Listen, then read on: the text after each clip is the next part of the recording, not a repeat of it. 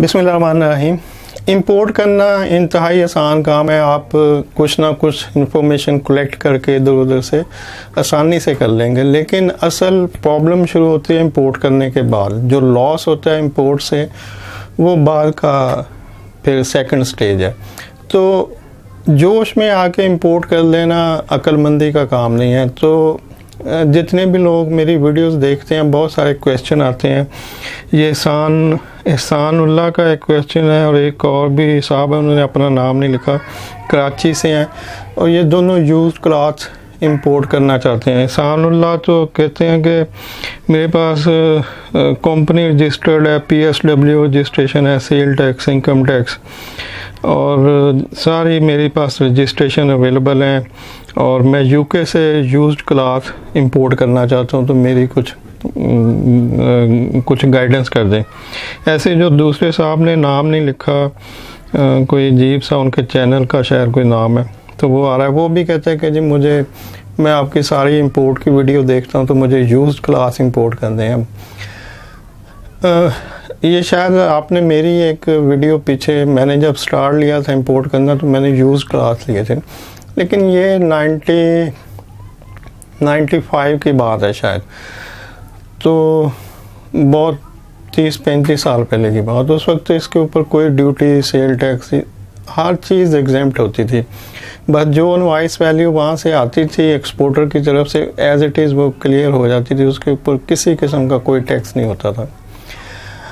और लेकिन जैसे बताया कि असल चीज़ इंपोर्ट करना नहीं है, आप कुछ भी इंपोर्ट करें, यूज़ क्लास को छोड़ दें कि यूज़ क्लास ही कर दें, आप कुछ भी इंपोर्ट करेंगे तो जो प्रॉब्लम शुरू होती है वो इंपोर्ट करने के बाद होती है। अच्छा, पहले तो मैं आपको तरीका बता दूं। ये दोनों साहब ने, जो एहसानुल्लाह और दूसरे साहब हैं, उन्होंने लिखा जी मुझे कुछ गाइड कर दें। तो जब आपके पास सारी रजिस्ट्रेशन अवेलेबल हैं, आपकी कंपनी रजिस्टर्ड है, PSW ये वो सब अवेलेबल है, तो सिंपली आप गूगल पर जाएं। अभी ये वीडियो रिकॉर्ड करने से पहले मैंने खुद चेक किया था कि जो मैं बोलूँ तो क्या वो अवेलेबल है। तो मैंने वहाँ लिखा second hand clothes, exporter of second hand clothes. तो वहाँ पे बहुत सारे एक्सपोर्टर की खुल गई जो अवेलेबल हैं दुनिया में। और अगर आप स्पेसिफिक करना चाहते हैं तो आप UK लिख दें, USA लिख दें, जिस कंट्री से भी करना चाहते हैं।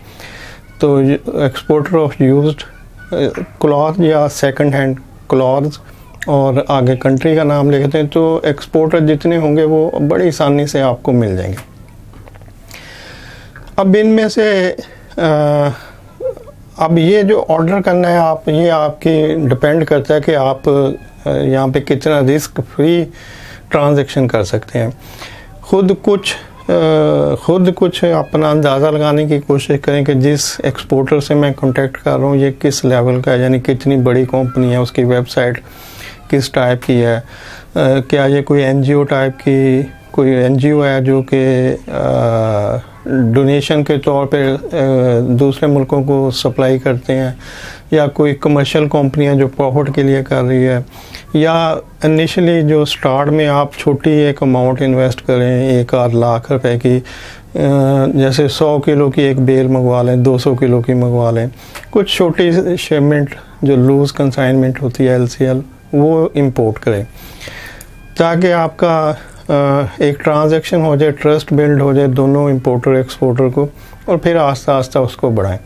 तो इस तरह से इंपोर्ट तो आप कर लेंगे, सोर्स कर लें गूगल पे, एक्सपोर्टर आपको लातदार मिल जाएंगे। सेकंड हैंड क्लॉथ लिख दें, सेकंड हैंड कंप्यूटर लिख लें, सेकंड स्क्रैप, बहुत सारी चीज़ें इंपोर्ट होती हैं सेकंड हैंड में। तो जो भी आइटम आपकी इंटरेस्ट की हो आप उसको आसानी से कर सकते हैं।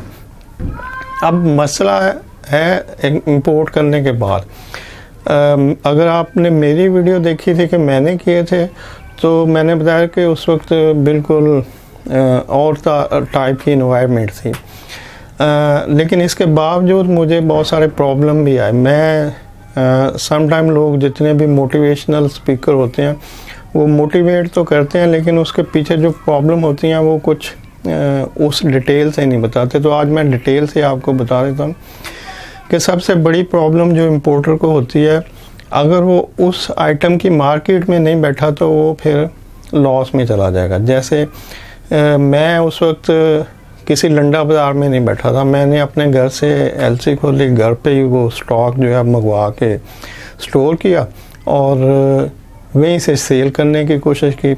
मेरा प्रॉफिटेबली सेल तो हो गया, क्योंकि उसमें कुछ वूलन टाइप की जर्सियाँ थी जो कि उधेड़ने के बाद उससे कुछ कारपेट, दरियाँ और इस तरह की चीज़ें बनती हैं, तो इसलिए वो प्रॉफिटेबली सेल हो गया।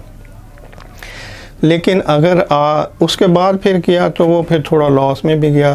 तो उसकी रीज़न यही थी कि मैं प्रॉपर मार्केट में नहीं था। जब तक आप प्रॉपर मार्केट में नहीं बैठेंगे, जो भी आप आइटम इंपोर्ट करना चाहते हैं, अभी कुछ दिन पहले एक साहब का फ़ोन भी आया मुझे कि जी मैं चाइना खुद जाके तो कुछ चीज़ें लाना चाहता हूँ, डेकोरेशन आइटम और इस तरह की।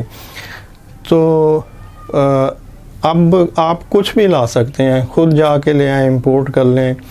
तो लेकिन जब आप सेल करने जाएंगे उस मार्केट में, तो वहाँ पे तो दुकानें भरी पड़ी हैं, लोगों के पास पहले इतना सामान पड़ा है, तो आपको कोई भी प्रॉपर प्राइस पे नहीं करेगा, या करेगा तो क्रेडिट के ऊपर करेगा कि जी 1 माह बाद ले लें, 2 माह बाद ले लें, 6 माह, और वो फिर लटकती हुई आगे तक चली जाएगी। तो बेस्ट वे जो प्रॉफिट कमाने के लिए जो बेस्ट प्रैक्टिस है वो ये है कि जो भी आपने इंपोर्ट करना है, पहले उस प्रोडक्ट की जो मार्केट होगी, उस मार्केट में जाके कोई शॉप लें, कोई खोखा लें, कोई फटा लें, कुछ ऐसी जगह जहाँ पे आप खड़े हो सकें, जहाँ पे आप अपना सामान रख के लोगों को बता सकें कि ये मेरे पास अवेलेबल है फॉर सेल। जब आप उस मार्केट में जाएंगे तो फिर आपको उस मार्केट का आइडिया होगा, आपका एक्सपीरियंस बढ़ेगा, आपको समझ आएगी कि मार्केट में कितने लोग हैं, इनमें से कौन सी बड़ी पार्टियां जो डायरेक्ट इंपोर्ट करती हैं, कौन सी रिटेलर हैं जो कि इंपोर्टर से लेके सेल करते हैं, और किस बंदे का किस तरह की डीलिंग है, अगर उसको क्रेडिट पे दिया जाए तो क्या वापस करेगा या नहीं करेगा।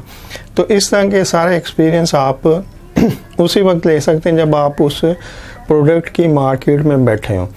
तो बैठेंगे तो आपको एक्सपीरियंस मिलेगा। और इंपोर्ट करने से ज़्यादा बेहतर है कि पहले आप उस प्रोडक्ट की मार्केट में कोई शॉप लेके तो उसी मार्केट से किसी होलसेलर से या इंपोर्टर से वो प्रोडक्ट उठाएं और अपनी शॉप के ऊपर रख लें और उसको सेल करें। 2006 माह या 1 सीज़न लगाएं, 1 साल लगाएं कि लोगों से ख़रीदें और शॉप पे रखें, सेल करते हैं। इस तरह आपको सारी मार्केट का एक ओवरऑल व्यू मिल जाएगा, एक्सपीरियंस हो जाएगा।